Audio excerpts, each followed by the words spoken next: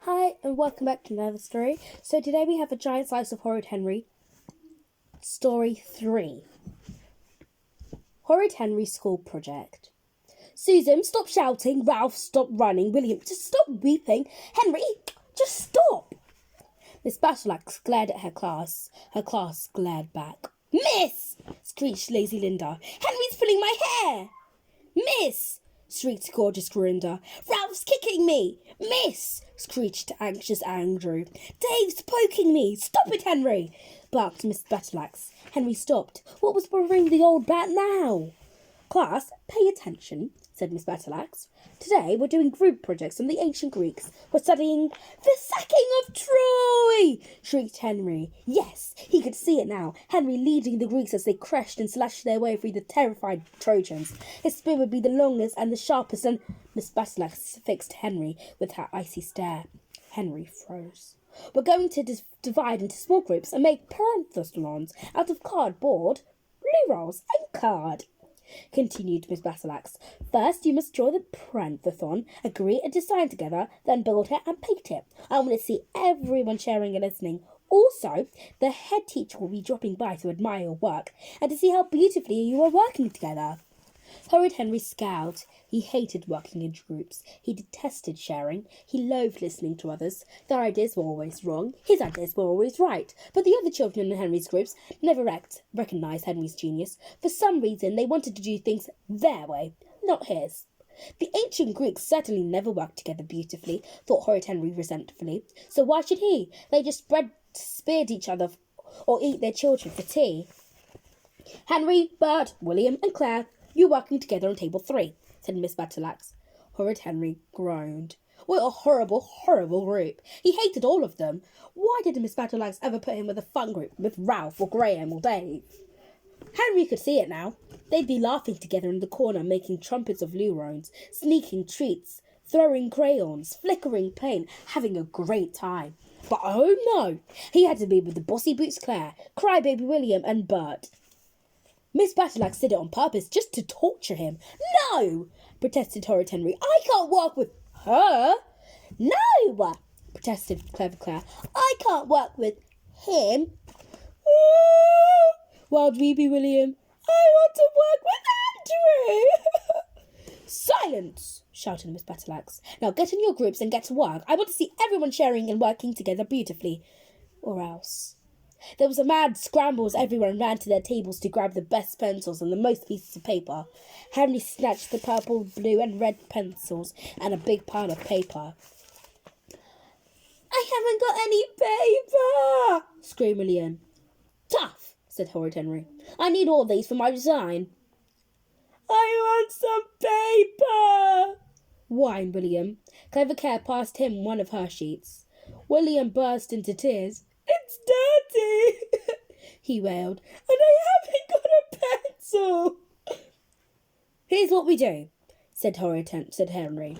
I'm going to design, William can help me build it, and everyone can watch me paint. No way, Henry, said Claire. We all do a design, then we make the best one. Which will be mine, said Horrid Henry. Doubt it, said Clever Claire. Well, I'm not making yours, said Henry, and I'm doing the painting. You're doing the gluing, I'm doing the painting, said Claire. I want to do the painting, wailed William. What do you want to do, Bert? Asked Claire. I don't know, said Beefy Bert. Fine, said Clever Claire. Bert will do the tidying. Let's get drawing, everyone. We want our group's parenthesis to be the best. Horrid Henry was outraged. Who made you the boss? Demanded Henry. Someone has to take charge, said Clever Claire. Horrid Henry reached under the table and kicked her. Yelped Clever Claire. Miss Henry kicked me. Did not, shouted Horrid Henry. Liar. Why isn't table 3 drawing? Hissed Miss Battleaxe. Claire drew, William drew, Bert drew, Henry drew. Everyone should have finished drawing by now, said Miss Battleaxe, patrolling among the paid tables. Time to combine your ideas. But I haven't finished, wept William. Horrid Henry gazed at his design with satisfaction. It was a triumph. He could see it now, painted silver and purple with a few red stripes. Why don't we just build mine? Said Claire. 'Cause mine's the best, shouted Horrid Henry. What about mine? Whispered William. We're building mine, shouted Claire. Mine! Mine! Miss Battleaxe ran over. Stop shouting, shouted Miss Battleaxe. Show me your work. That's lovely, Claire. What a fabulous design. Thank you, miss, said Clever Claire. William, that's a tower, not a temple. Start again. Wailed William. But what is this mess? I don't know, said Buffy Beat. It looks like a teepee, not a temple, said Miss Battleaxe. She looked at Horrid Henry's side and glared at him. Can't you follow instructions? She shrieked. That temple looks like it's about to blast off. That's how I meant it to look, said Horrid Henry. It's high-tech. Margaret, sit down. Toby, leave Brian alone. Graham, get back to work, said Miss Battleaxe, racing off to stop the fight on table 2. Right, we're doing my design, said Claire. Who wants to build the steps and who wants to decorate the columns? No one, snapped Horrid Henry, 'cause we're doing mine. Fine, we'll vote, said Claire. Who wants to build mine? Claire and William raised their hands. I'll get you for that, William, muttered Henry. William burst into tears. Who wants to do Henry, said Claire.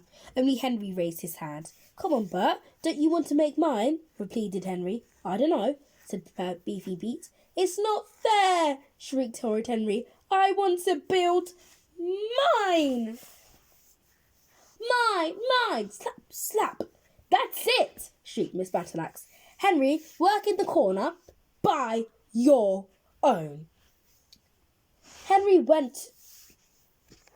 Yes, this is the best news Henry had heard all morning. Beaming, Henry went into the corner and sat down at his own little table with his own glue, his own scissors, his own paints, his own card, and his own pile of loo rolls. Bliss, thought Henry. I can build my Parthenon in peace. There was just one problem. There were only a small number of loo rolls left. There isn't nearly enough for my parentheton, thought Henry. I need more. He went over to Moody Margaret's table. I need more loo rolls, she said. Tough, said Margaret. We're using all of ours. Henry stomped over to Sour Susan's table. Give me some loo rolls, she asked. Go away, said Susan sourly. Margaret took her extras. Sit down, Henry, barked Miss Battleaxe. Henry sat fuming. This was an outrage. Hadn't Miss Battleaxe told them to share? And here were his greedy classmates, hogging all the loo rolls when his parentheton desperately needed extra engines. Bzzz! Break time! Leave your parentheses on the table to dry, said Miss Battleaxe. Henry, you will stay in break and finish. What? A break? But... Sit down, ordered Miss Battleaxe, or you'll go straight to the head.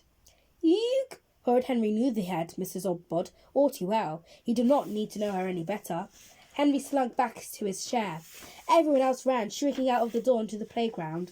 Why was it always other children who were punished? Why weren't teachers ever sent to the head? It was so unfair.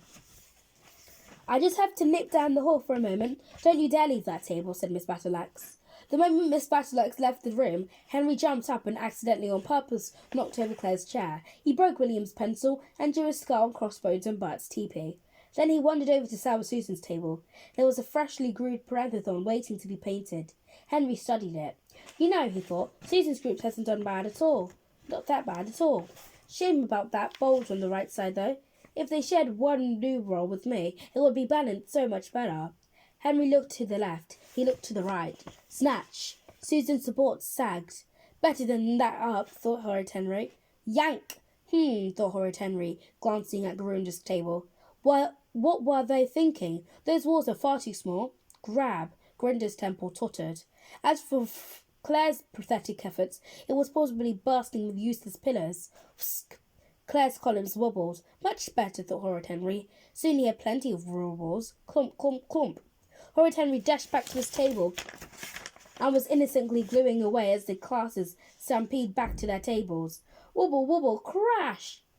On every table, parentheton started collapsing. Everyone shrieked and screamed and sobbed. It's all your fault. Yours? You didn't glue it right. You didn't build it right. Rude Ralph held a paintbrush at Moody Margaret. Margaret held it back. Suddenly, the room was filled with flying brushes, glue pots, and loo rolls. Miss Battleaxe burst in. Stop it, bellowed Miss Battleaxe as a loo roll hit her in the nose. You are the worst class I have ever taught. I'll leave you alone for 1 minute and just look at this mess. Now sit down and shut. The door opens. In walked the head. Miss Oddball stared at Miss Battleaxe. Miss Battleaxe stared at Miss Oddball. Boudicca, said Miss Oddball. What is going on? Sacking of Troy, shrieked Horrid Henry. There was a terrible silence. Horrid Henry shrank in his seat. Now he was done for. Now he was dead. I can see that, said Miss Oddball coldly. Miss Battleaxe, come to my office.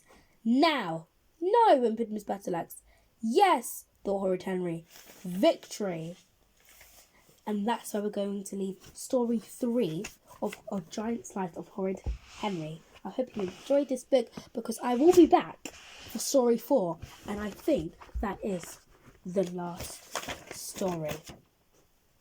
So I'll see you guys next time. Goodbye.